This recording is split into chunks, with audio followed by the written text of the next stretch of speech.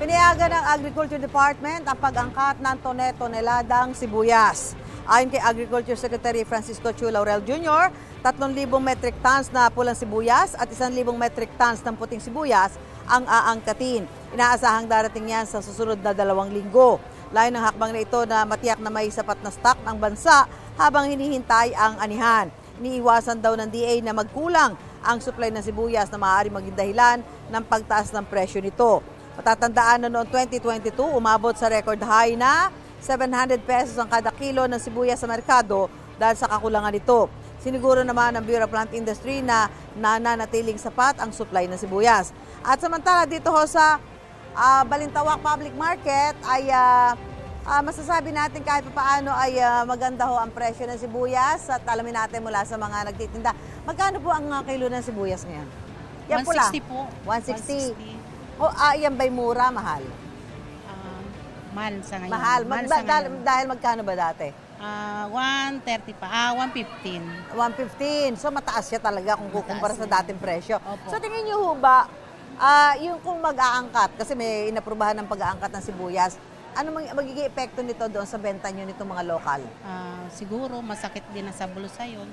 Hindi, paano, yung ba magiging halimbawa, dumating na yung mga imported, ano magiging epekto niya sa mga binebenta niyo lokal? Tutumal po. Tutumal. Bakit po? Siyempre mataas ito. Tapos minsan ay yung imported? Opo. So baka hindi mabenta? Nabibili naman po kahit papaano, kahit mataas. Kaya lang tutumal. Opo. So sa tingin niyo ba paano? Tama ba na nag-aangkat tayo habang hinihintay ang anihan o okay na yan kung ano yung meron tayo ngayon? Ano lang po kasi minsan walang dating yun. Ito ang ano nila, kinukuha nila. Ano ba, ng mga namimili ngayon? Tumumal ba yung mga bumibili o paano? Tumumal po kasi mataas ngayon. At kung magkano ba bumibili, hindi na yung maramihan? Opo. Yung bumibili ng 10, palima-lima na lang po. Dahil nga medyo sa kanila mahal yun. So sa tingin ho ninyo, kapag dumating yung mga imported na sibuyas, baka hindi naman mabili ang lokal. Siguro nga po. Dahil baka kung mas mura sila. Opo, mas so mura. ano magandang gawin daw ng DA? Kung halimbawa talaga hindi maiiwasang umangkat para pareho mabili ang lokal at imported? Pareho ang presyo? Parehos lang ang presyo. Parehos lang ang presyo. Opo. Okay, maraming salamat.